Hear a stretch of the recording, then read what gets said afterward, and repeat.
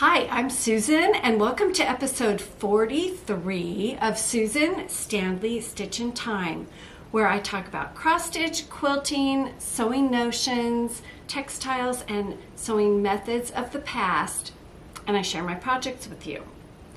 Now, so much has happened, and this year has just started. We're in January, and I feel like it's like a rocket taking off. It's already going by so fast. In 2024 is going to be amazing, and thank you for joining me. If you're new to my channel, welcome. I'm thrilled that you're here. I hope you enjoy the content and that you'll come back to visit me again. And for those of you who are regular viewers, thank you for your support and all your comments, encouragement, and kindness. It really motivates me and keeps me going. So thank you again. On today's episode, I'm going to talk to you about my plans for the year. I'm going to share with you a little bit about some new starts. We're going to look at what's in my work basket or what's in a work basket from times past and is likely in your work basket today. We're going to look at how cross-stitch and quilts intersect and coincide and take a peek at some of my new acquisitions and some finishing fabrics that I've selected for future textile collections. And I'll give you a shop update. It's going to be fun. So thank you to all of you who watched last episode where I interviewed two lovely attendees to the Sampler Symposium event in Mesa, Arizona, and the queen of cross-stitch herself, the woman responsible for making all this wonderful connection and community happen in her shop, and that is Miss Jean Lee. If you haven't watched that episode, really it's not about me, it's about the people who were there, and especially Jean and all she's done to create this wonderful environment. So please take a look at that. I think you'll really enjoy it. It was my great honor and privilege to share their stories with you, and I'm just so thrilled. Those of you who have watched it have left me such wonderful comments, and whether or not you attended the event, I really feel like you'll be connected and feel like a part of what happened. Now, very important, and I'm so excited that I can share this with you because it will make everybody's life easier and happier. I now have a newsletter subscription sign up on my website. I'm going to put a picture in here. So when you go to my website, which is www.susanstanleystitchintime.com, I'm going to scroll that below, and you go to the contact page, you're going to find a place where you can sign up for the newsletter. And whether you have told me you wanted to be on the newsletter or not, I want you to go there to sign up because I don't want to have overlooked anybody. And I thank you for those of you who did take the time to contact me and let me know that you wanted to be in the newsletter. If you sign up again, it's just going to reinforce the fact that making sure that you get it. So what will happen with the newsletter is then I will make announcements through the newsletter, and you will be the first to know if there are new Lou and Sue products, if there are new classes I'm going to teach, new sign-ups, just any future kits. It's going to give everyone the information at the same time, of course, depending on when you wake up, because if you wake up on the East Coast at 6, but you're still sleeping on the West Coast and don't wake up for 3 hours, they're going to still find out first. That's just how it goes. I don't know how to avoid that. But I know everyone, would like to get all the information easily, and this will make it so much easier for me to communicate with you. I will probably leave tips and tricks and maybe some freebies. So please sign up for the newsletter. I don't think you'll regret it. And if it's not information you want, then you can always pass it by.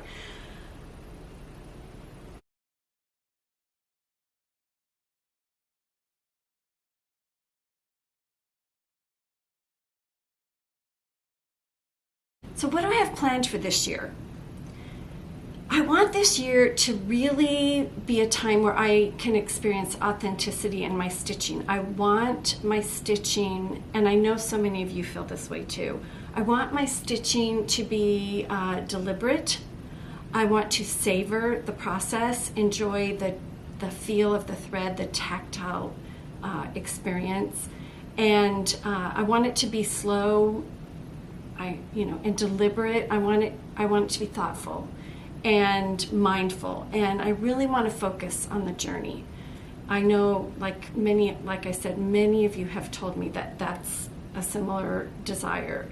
And of course, we all, I believe, come to our stitching to retreat from other noise in the world, in our heads, in our lives, in our, what's going on around us. So, and then of course I want those subsequent relationships that happen as we discuss these things. And so that's kind of my overarching umbrella focus. But as you know, if you've been with me, that last year I kind of took a new turn in my floss tube, and I decided to focus on a time period.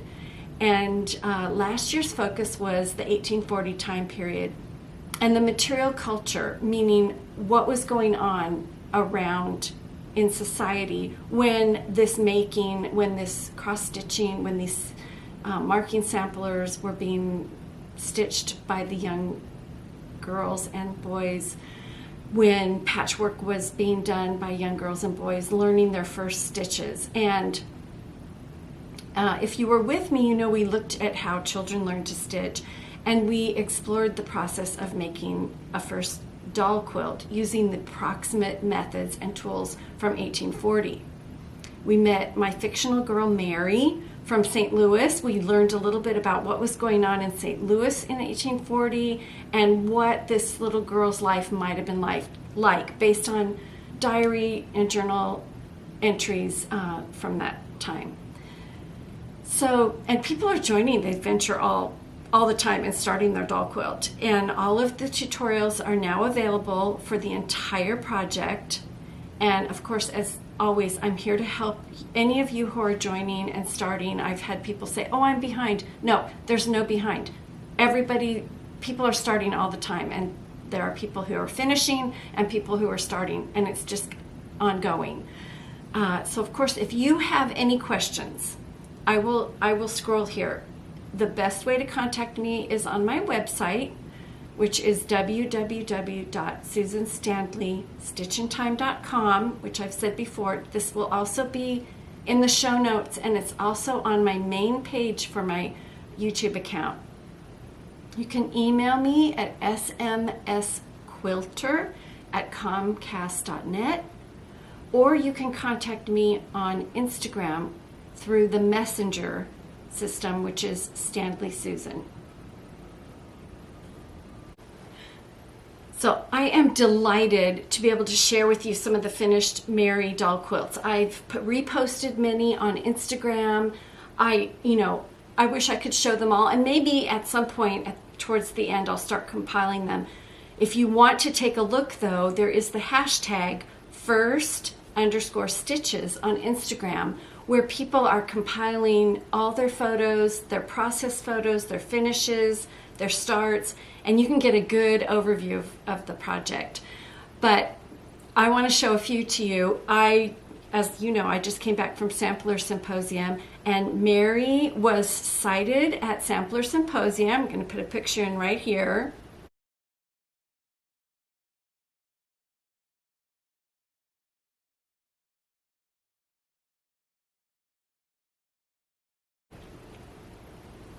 I had several people bring their quilts, and I only was able to get a picture of one. It was a very busy weekend. So many people, I had people showing me pictures of their quilts on their phone. One person showed me their Christmas tree. The bottom under their tree was set up like a little doll house with dolls and a bed, and of course the Mary quilt. I was so fortunate to be able to see all of the beautiful process photos and finishes. Here's another photo that I received from a lady of her doll quilt on her doll bed.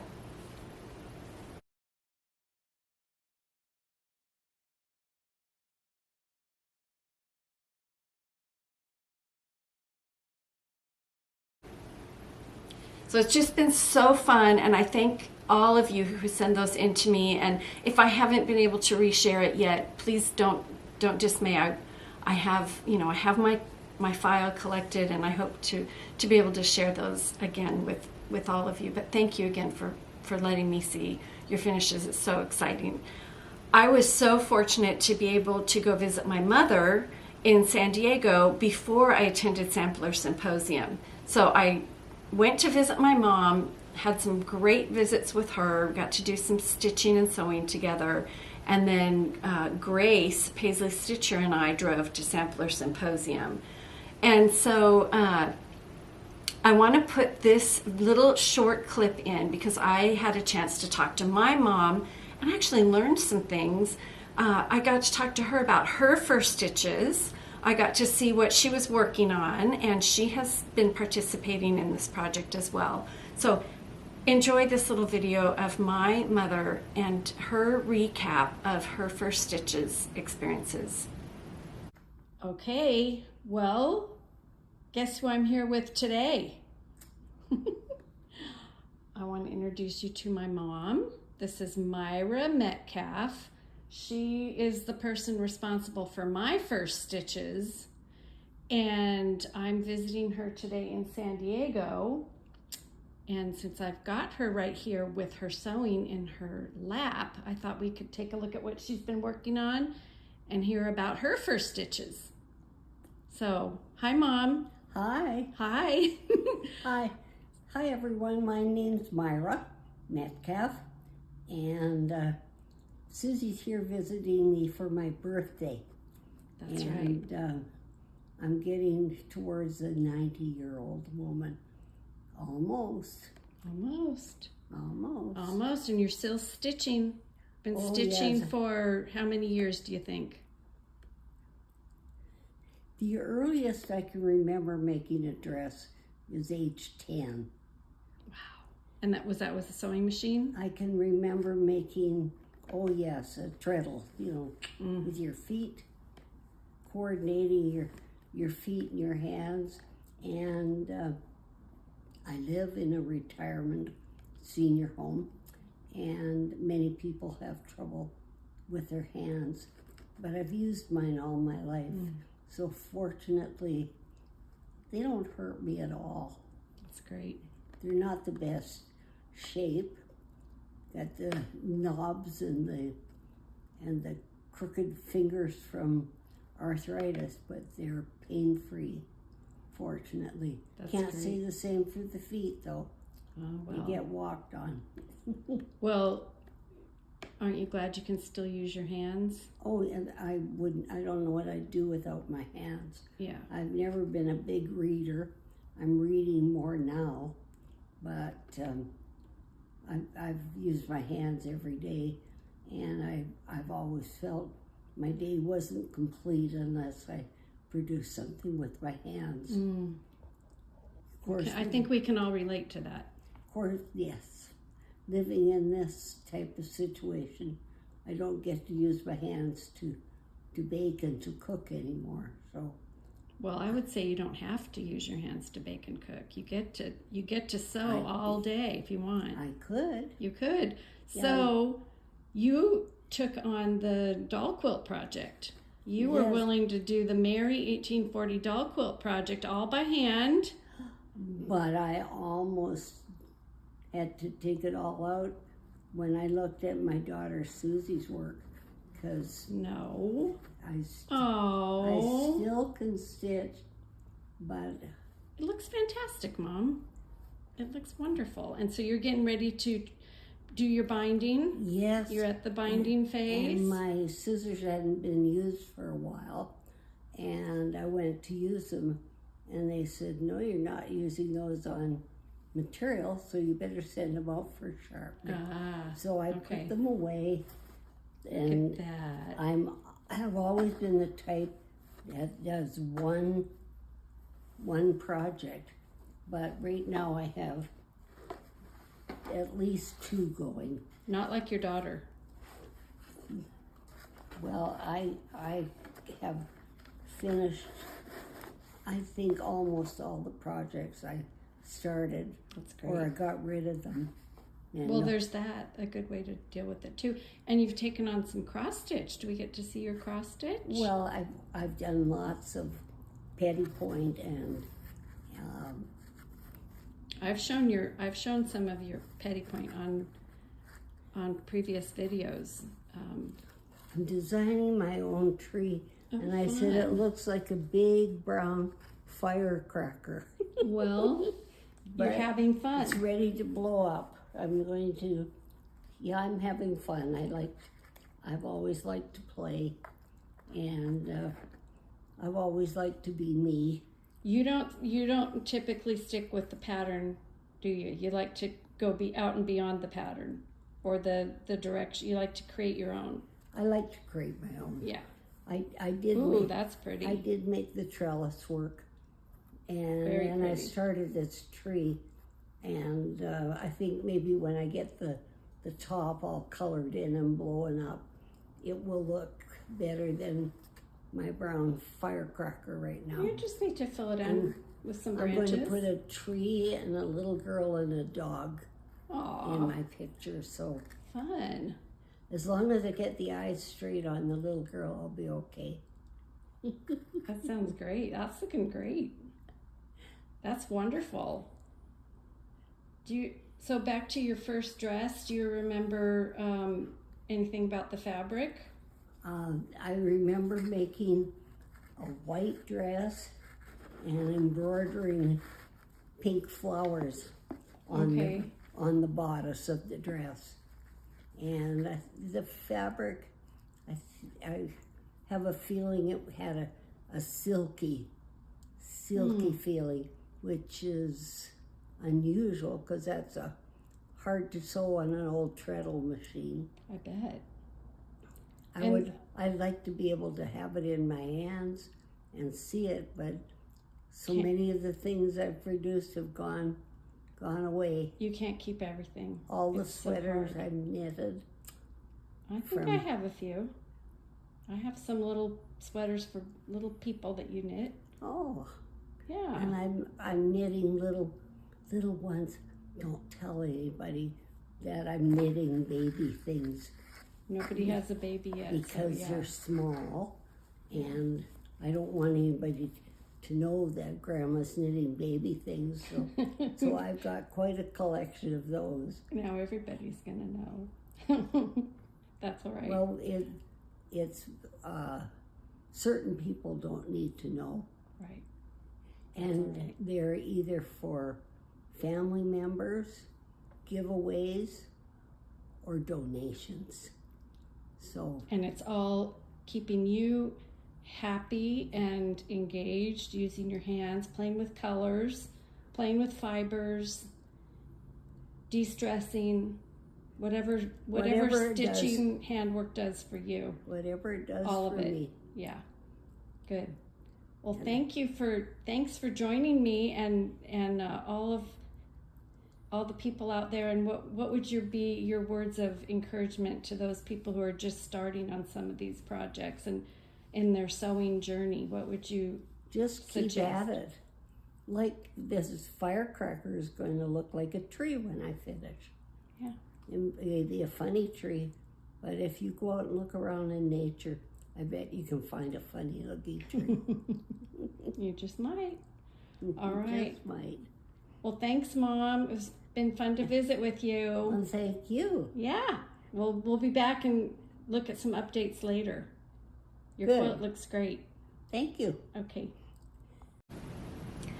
I'm so delighted to have that for my future and for my family to be able to look back at. My mom definitely was a major influence in my stitching, and some people have that influence and they don't take to it, and I just did, and I've loved needle and thread and fabric and sewing and stitching ever since I can remember. So thank you for letting me share that with you. This year, okay, so excitement for this year. I'm going to be exploring some more First Stitches stories. And we're going to meet some new girls. This year, the time period is 1870. So I'm going to introduce you to these two girls. They are fictional, but they're based on the writings and journals and of things that were happening at that time. These two girls that I've created are half sisters. This year, the young girls we're going to look at, the new First Stitches stories, are going to be based in Kentucky. And the first sister is Corliss. Let's see if I can get a good picture of her here. Here we go. And Corliss is the older sister of the two girls, and she is destined to be a lady, and her journey will be unique. And the second sister her name is Farabee. Farabee and Corliss lived together for most of their early years, and then we'll find out what happens later on in their lives. But these two girls are marked by some similarities and also some really significant differences to Mary's life. We're going to explore their stitching journeys, just stitching journeys that likely happened, that there are people experienced, but these girls are really, they're anonymous, and I've given them a new life. So I hope you'll join me as we explore their stitching journey, and we're going to learn some new skills. So the doll quilts will have some new skills, and if you have samplers that you're stitching or know of, charts or from 1870, or quilts or fabric or textiles of any kind from that time period, in your collection, I sure would love to hear from you. I'd love to know what you know, and I'll definitely be sharing with you what I know, and I would certainly love to build kind of a textile pattern chart library from this 1870. So, did I say 1830? 1870. I might say 1840 accidentally. It's probably going to pop out. I've said it for a year, so. All right, I was so excited to bring you Mary. I think I'm even more delighted to bring you Corliss and Farabee. I think their stories are going to intrigue you. The stitching that you will learn along the way with them is, I think, going to enhance your journey and your sewing experience. So my end of the year video in 2023, I told you that I was planning a Christmas start and a New Year's start. Well, my Christmas start was fruit tree, needlework panel of a fruit tree with two animals by the Scarlet Letter. And I, of course, was sucked in because this color palette is very attractive to me. I love red, blue, greens together, and so I knew I had to stitch it. And it's full coverage, but it's not huge, so I thought, I'm going to try it. And honestly, I have to say, I'm really enjoying full coverage. Now, why am I really enjoying full coverage?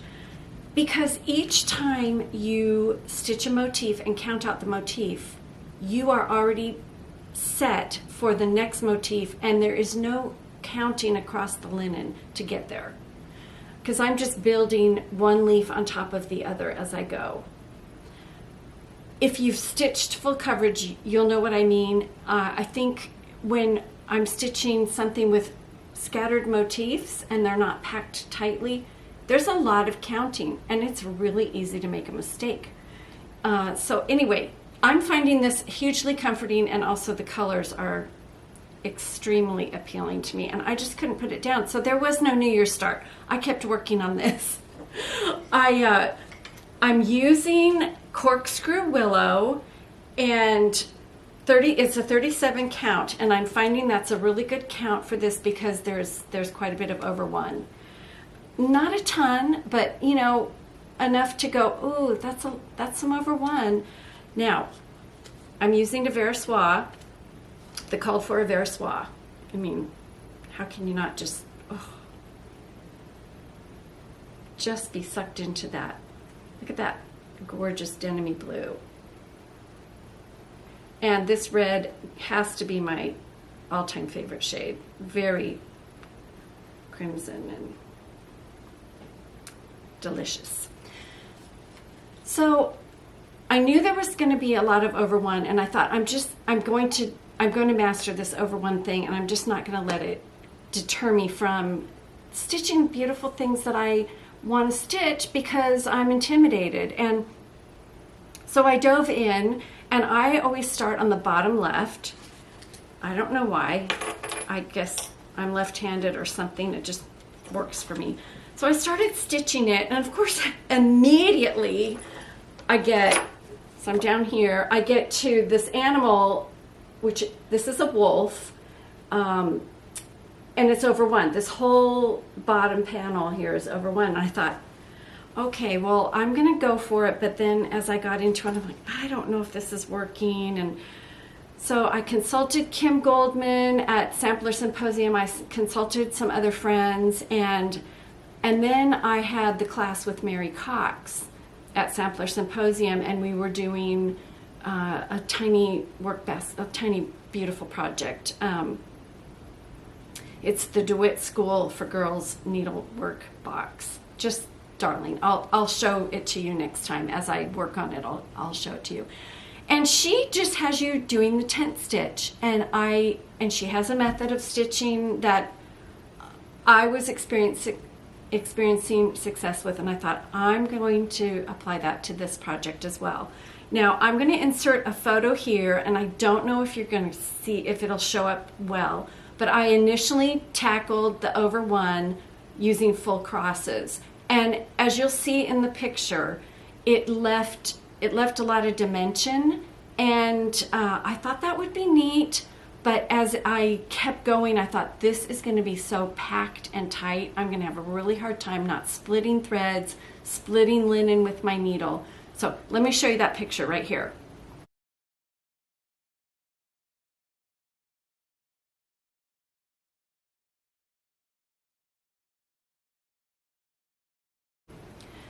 All right, so I'm not sure if that showed up well, but what I wanted to show you is, so here's what I've got so far.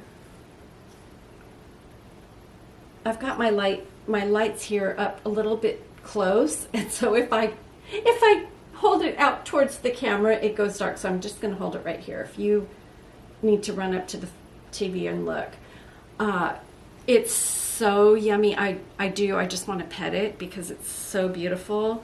But so I'm going to leave that full crossover one in there, but I think from going forward, I am going to do tent stitch.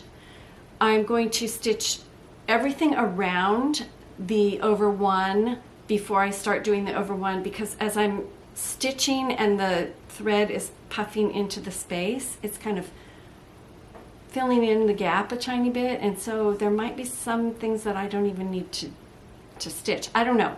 I'm still playing with it. I'll let you know. But I'm thoroughly enjoying this project, and you can see what I mean. I've built up here. I did this leaf. Now I have I was able to count off of that, do the next leaf, and then just start filling it in. It's actually kind of comfort stitching, if you can believe that. Now, as I'm stitching this, I'm looking at this, and there's information on the cover that tells you all about this this wolf. I don't want to spoil it for you if you're going to buy the pattern, and but it's a Eurasian wolf. They're now extinct. And I thought, well, what's the fruit? What in the world is that fruit? And then I started considering what fruit that might be. I would love to know from you what you think. I also want to show you, now this is, it's English needlework. So, I don't know. I have some suspicions. Leave me a comment. There might be a mystery prize. I don't know, surprise. The fruit is stitched in these 3 floss. So it's stitched in the crimson, a peach, and then these kind of tan colors. Isn't that interesting? And the effect that, now I've always loved red and this peachy color together. I just feel like they play off of each other amazingly well. And each piece of fruit has its own variation of colors combined with using those threads. So anyway, leave me a comment. Let me know what fruit you think that is, because I'm still exploring what it could be. So other than what I stitched at Sampler Symposium, that is the project that I've been working on pretty much exclusively since Christmas. And you know, it's been kind of fun, and I could become a monogamous stitcher, I think. We'll see. It's hard to keep coming to FlossTube and sharing the same project, but I don't know. I always have a lot of other things to talk about, so it might not be terrible if that happens. I want to make you aware of something that you probably have seen, you may have seen on Instagram. There is a woman named the Repro Quilt Lover, and I'll scroll her Instagram right here at the bottom. Repro Quilt Lover, I believe her name is Taryn. She is offering a yearly challenge, and I want you to know that if you followed the Mary Project and if you tried the patchwork, if you finished or not, you can do this project that she's offering. You don't have to make a full quilt. You can make a doll quilt using the methods that I taught you in the tutorials for Mary 1840. You can make these 9 patches. Now let me show you what I'm talking about. So this is, if you go to her Instagram and you go to her information, you sign up for her newsletter, you will get monthly or weekly, I'm not sure how she's doing it exactly, but you will get notifications every time she has new directions to encourage you. Now this is the antique quilt that she's kind of basing her project on, and these are called 9 patches, and the reason they're called 9 patches is there are 9 little squares to make the block. Now if you participated in Mary, you know that you made 4 patches and there were 4 little squares. So really all you're going to do differently is add another square to each row, making the rows a total of 3, and you're going to, instead of having 2 rows, you're going to have 3 rows. So I thought, well, you know, that's not too hard. I can do that. I have time for that. We'll see. I don't know if I do, but I certainly wanted to let you know about it. She has great instructions, and you can support another person starting on their journey. This is a 9-patch quilt I made quite a few years ago.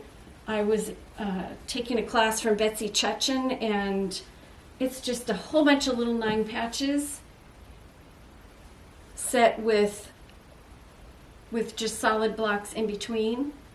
And this is based on an antique quilt, or interpreted from an antique quilt that Betsy Chutchin owns.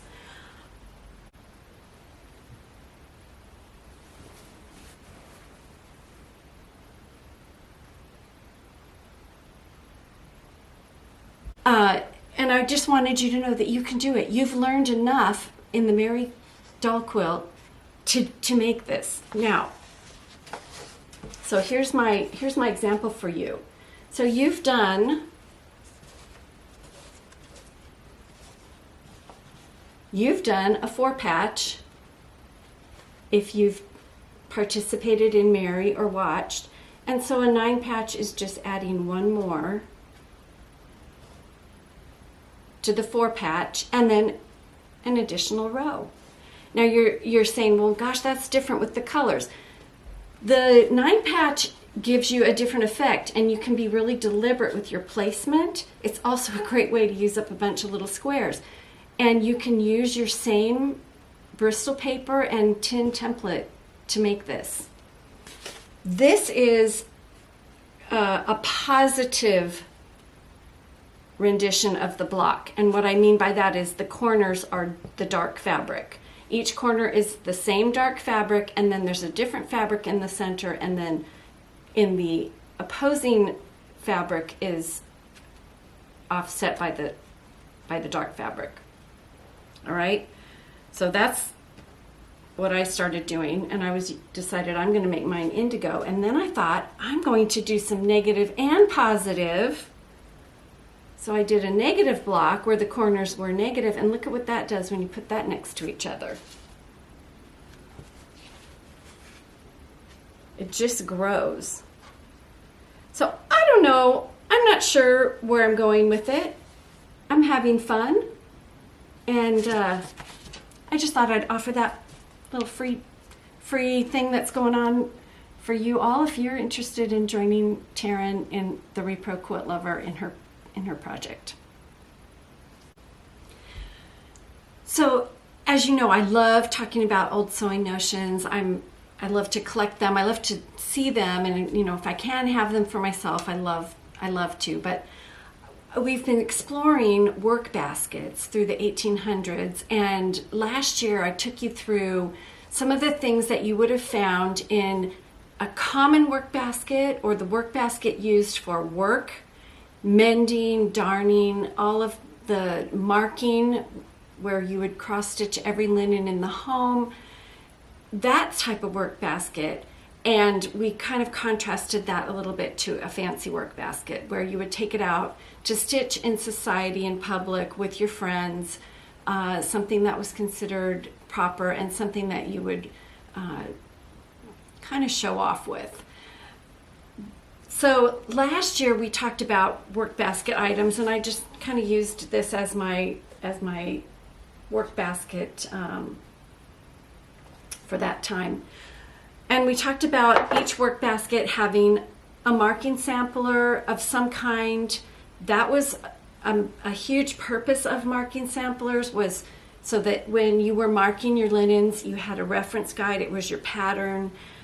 There might have been more than one. Was it rolled up like this all nice? Probably not. It was probably just folded up and placed inside of the basket. You would have had your threads, and at that time in 1840, we talked about threads were not on spools. They were in hanks, and then they were wrapped and put into thread papers.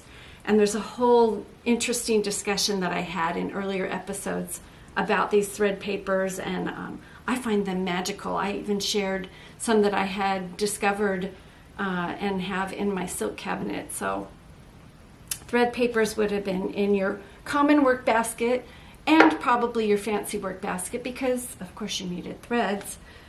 You might have had some kind of a measuring paper. There were no standard rulers yet, so you would have had something to mark sleeves, to know where to attach a missing button. You would have had people's measurements for collars, to know where to attach buttons for things like that. So this was how you would mark measurements on clothing items if you were the person responsible for mending in the home. So right now I want to talk about a common work basket in the 19th century item that you would have had a lot of and was just absolutely an essential, and you wouldn't have had just one type. You would have had a variety of scissors, and you likely would not have kept them all in the work basket. They were probably kept in a storage container, maybe a dresser, a drawer, and you would pull out the scissors for the day that you needed for the tasks that you were doing. So if you were, and these were my grandmother's, so they're not from the 18th century, they're probably early 1900s. Anyway, these are buttonhole scissors. And so these were made to, after you had hand stitched your buttonhole and you were getting ready to cut that hole out, these are the scissors you'd use, and this little screw here would give you the width that the scissors would be held back so that you would get the right amount snipped. Now these aren't in perfect repair, and you can see that hole right there. So they're not usable, but they're a treasure to me because they were my grandmother's. But you would have had buttonhole scissors available if you were had a common work basket. You would have had dressmaking shears or something to cut fabric, and you would have also had a pair for cutting linen, and you would have used the tools for a specific task, and you wouldn't have interchanged them. Just like if you catch somebody using your sewing scissors on paper, it's that same thing. You know, and that's not always a happy moment, right? Because everyone knows what happens. It dulls the blade and it actually distorts the scissors. And if you use a tool for the wrong task, you can damage the tool. For example, when Kohana scissors first came out, probably 10 years ago, my son was studying Japanese and he found out about them and he bought me a pair. So sweet, so kind. One day I was at my sewing machine and I got greedy, and instead of using them for snipping threads, which is, I believe, their intended purpose, I cut some layers of fabric. And what happened is I distorted the blade. The blades then blew out and separated, and I sent them back to Kohana. They were not able to fix them. They sent me a new pair. They made it right, but I ruined those scissors because I didn't use them for the task that they were designed for. I want to show you some pictures of some old advertisements as I was researching and learning about scissors that I think are just really delightful, and it shows you that, you know, it was common practice to have a pair of scissors for each task. So let me pop that in here, right here.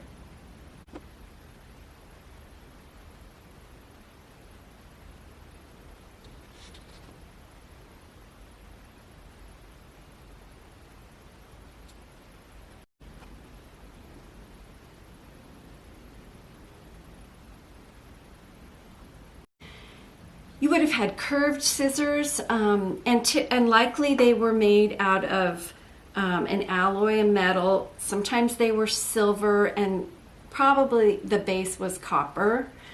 I think it's a really good idea, and I want us to think about that for today, because we have a lot of things that we cut. We cut linen, we cut threads, we cut cotton fabric, we cut other types of fabric, and it's good to have the proper tools. I also have my grandmother's pinking shears, and they really need a good overhaul, but I keep them just because they were hers and I feel connected to her.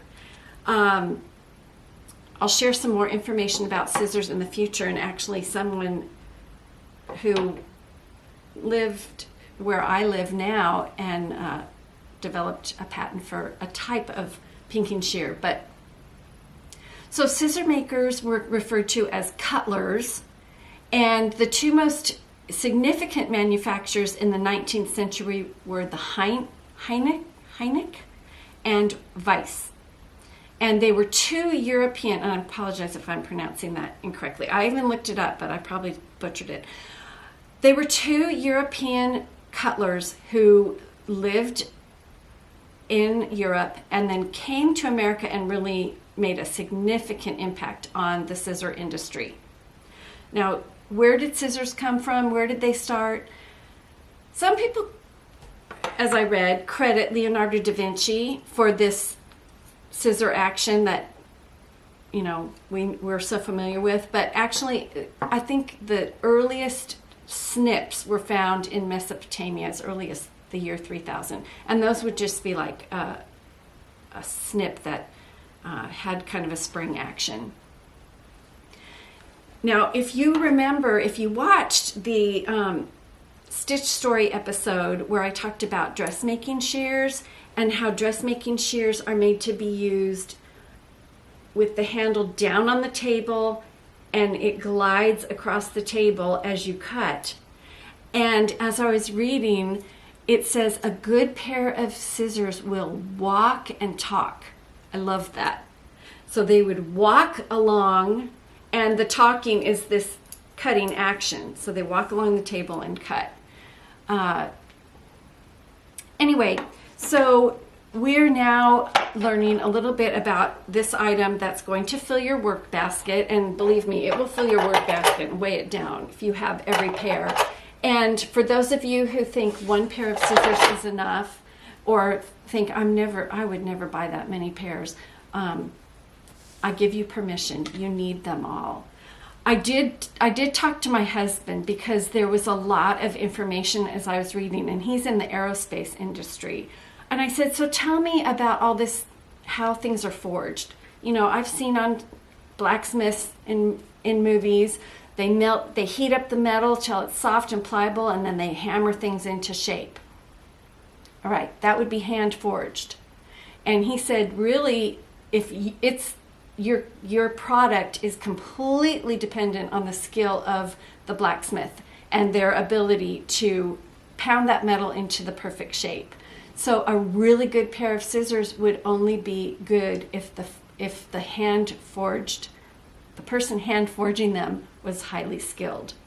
And then came a process called drop forged. And this is fascinating to me because we don't typically hand forge scissors anymore. So some of these old ways are lost. Drop forging, and this applies to tools as well. Drop forging is where the metal is heated up and softened, and then this huge, almost, for lack of a better term, cookie cutter comes down and chops it into the shape that you want for the product. Okay, so that's drop forged. And then in the 1970s came this process called stamping, and where the metal was just stamped out, and it was on a conveyor belt, and it was just continually stamped. So I don't know, I find that really interesting. He was delighted to be able to share that with me, because if I ask him a question like that, he could lecture for probably 2 hours on each topic. But I was able to condense that this morning to about a 5-minute conversation, and I was delighted. So I wanted to share that with you. Now you know all about the construction of scissors. So these scissors in a 19th century work basket would probably have been hand forged. They would have been hand forged. I don't know yet when the drop forging came into being, but that would definitely involve machinery. And so in 1840, there was no industrial revolution yet. Factories had not been developed. Now, I will look into this because in 1870, the story might have changed. I did want to show you a close-up of some of these. I wanted you to see this detailed, beautiful engraving and just the pride of craftsmanship that came along with the making of some of these just common items that we probably take for granted. Isn't that pretty?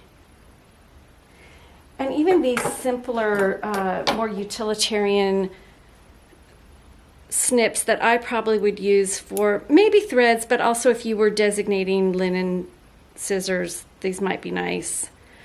Aren't those pretty? The little details added. And then a little bit of a close-up of the buttonhole scissors. And this is the little screw I was talking about.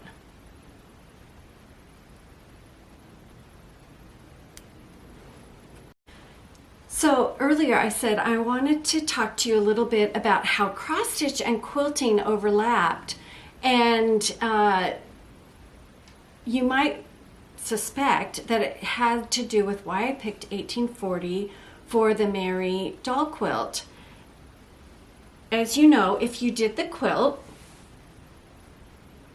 you know that at the end of December I released the last tutorial, and for those of you who already know how to cross stitch, it was not something you probably needed to watch, but for those of you who have never cross stitched before, I wanted to take you through the steps of how to create your own cross stitch label for your quilt. Now, why did I do that? Why did I have you use a cross stitch label for your quilt? In 1840, and towards the end of 1850, you know, up until that point, all the linens in the home were marked with cross stitch.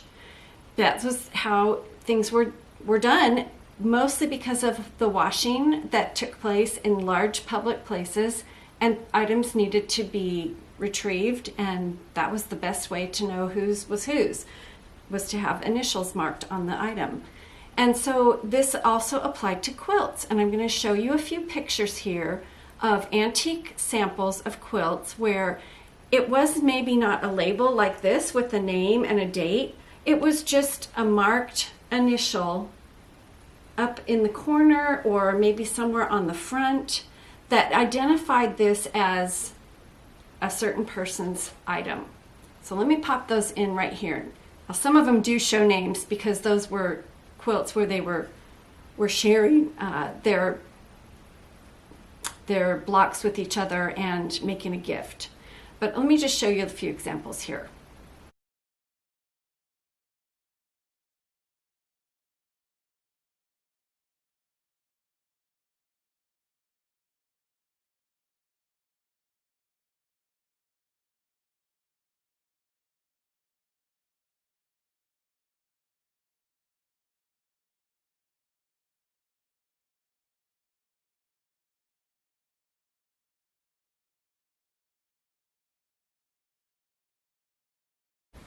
So, as I said, this practice of marking quilts, specifically with cross stitch, started to drop off by 1850. And so that's why I thought it was really important to have Mary's doll quilt marked with a cross stitch label.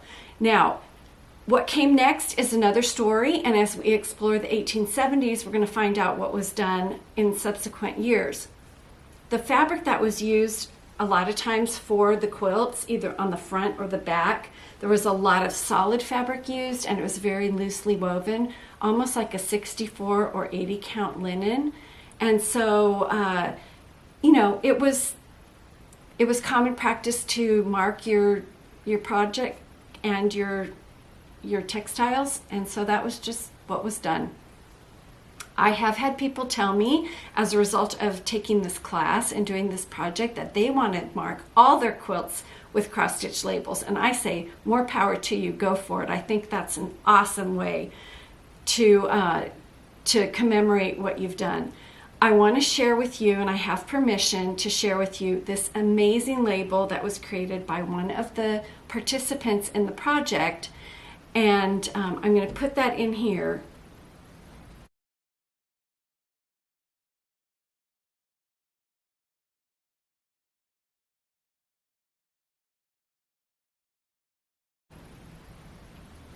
So you can see that this maker used their own initials to personalize their project and document their work. And as you know, if you've watched me for any length of time, I'm all about documenting the work that you do with your hands, the art that you create, so that future generations will know who it came from.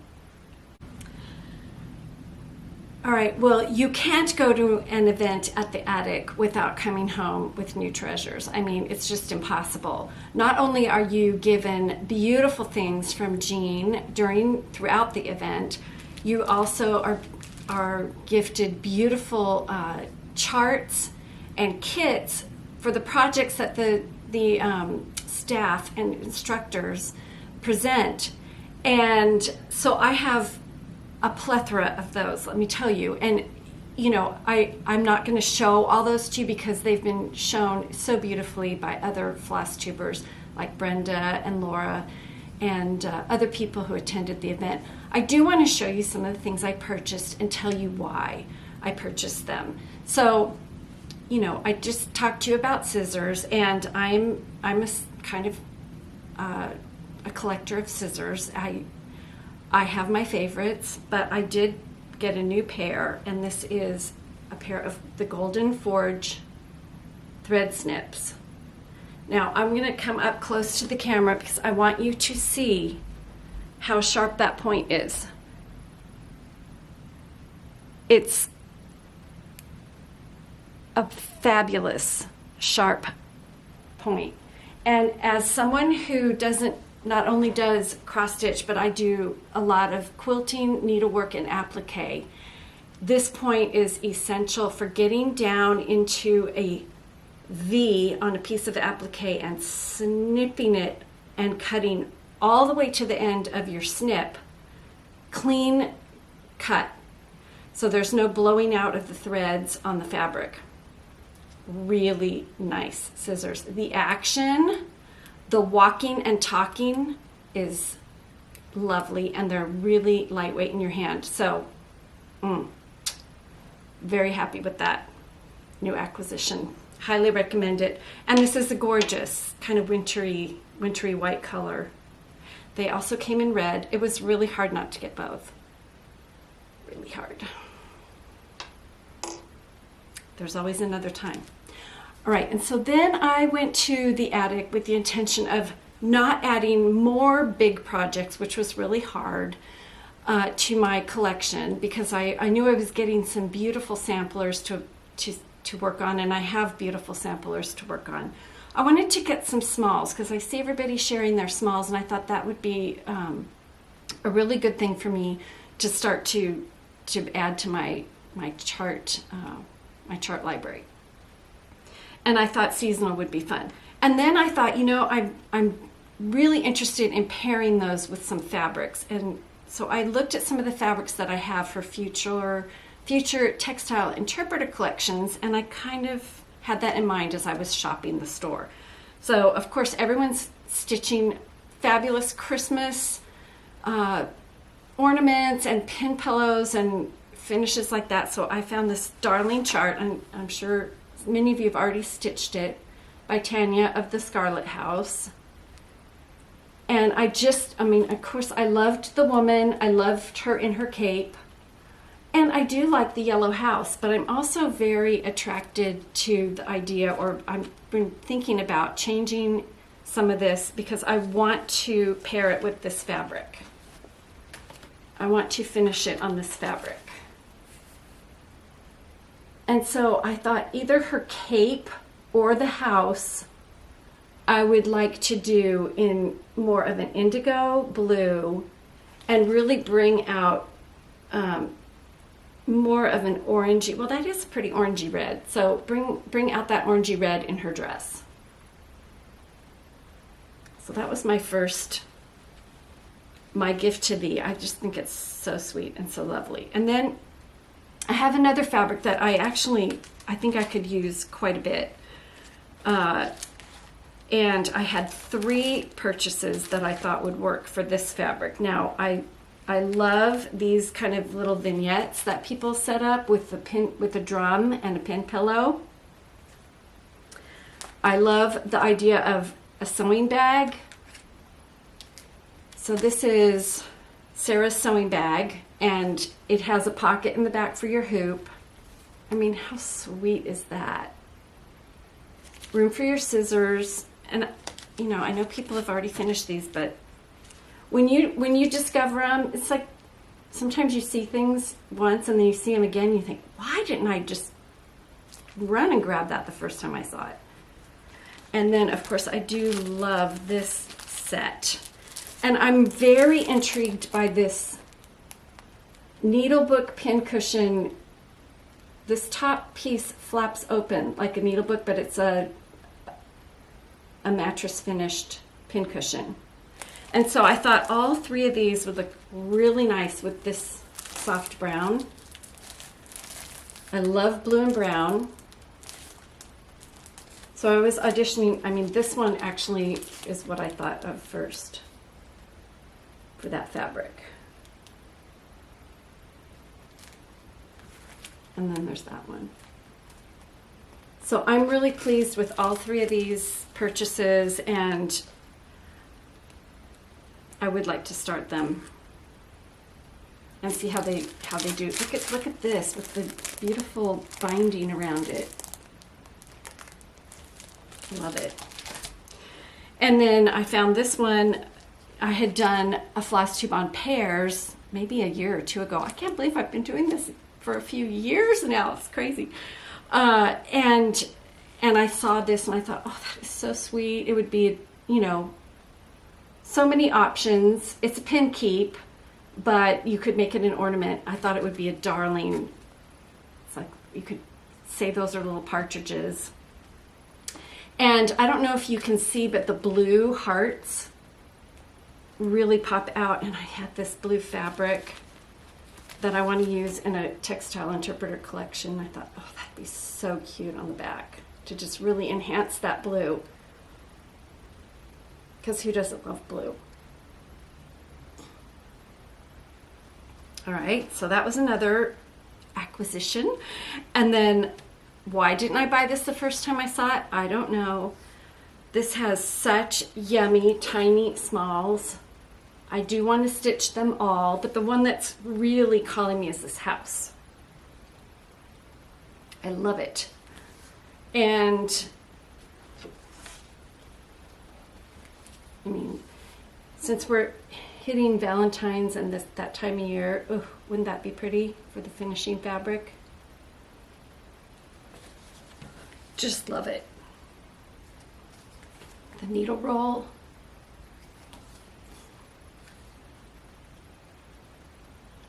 Delightful. So I have plans for those fabrics. I have plans to share those with you. People are really enjoying having options for finishing and making a time period collection, and also creating scrappy patchwork. If you want to do the 9 patch that Taryn, Repro Quilt Lover, has launched, that I shared with you earlier, and you don't have a stash of fabric, this would be a great affordable way to get a lot of variety. And so I will be loading up more of those collections soon. They are, I take a lot of time to think through combinations and make sure that they're dated appropriately, and provide a beautiful piece of finishing ribbon to go along with it. So thank you for your patience, and I'm trying to enlarge the collection so that I can make larger, so more people can have access to them. Shop update. Those of you who have stuck with me this far, shop update. Peaceful Partridge, thank you so much for all of you who ordered these, and those of you who back ordered them, and for trusting. It's hard to do a back order for me because I have, you've paid me, you're waiting, and I'm very conscious of the fact that, you're waiting for this. Mr. LaHaye has now sent me the next shipment of these gorgeous tiny baskets, and now it's up to me to compile all the items, complete this, paper the basket, package it beautifully, and get it out to you. So please be patient as I do that. I take my time. I don't do them all in one day. I couldn't do them all in one day. I want them to be wonderful when you receive them. So those are on their way. They're coming soon. If you have any questions or concerns about that, please don't hesitate to contact me. I now have thread paper packets in my shop if you want to create your own workbasket vignette. I will, like I said, be adding textile interpreter collections, and Lou and Sue has some new products coming. I think there's a few things in the shop right now, but there's more coming. So I have so many fun plans for this year. We're going to enjoy meeting Corliss, getting to know Corliss and Farabee a little bit more. And I hope you'll join me on the journey. Even if you're not stitching, just like last year, you can hear about these girls. We're going to take a closer look next time at 1870 and start to roll out how things were different in 1870 compared to 1840 in the textile world and in the culture in general. I'll share my project progress. Let's see, can I get some more of that in, and what do I end up doing with that over one, and how do I like the 10th stitch? All of those questions will be revealed as far as what I do next time. I'll share a little bit more about a workbasket item, a 19th century workbasket item, and until then, make time for stitching.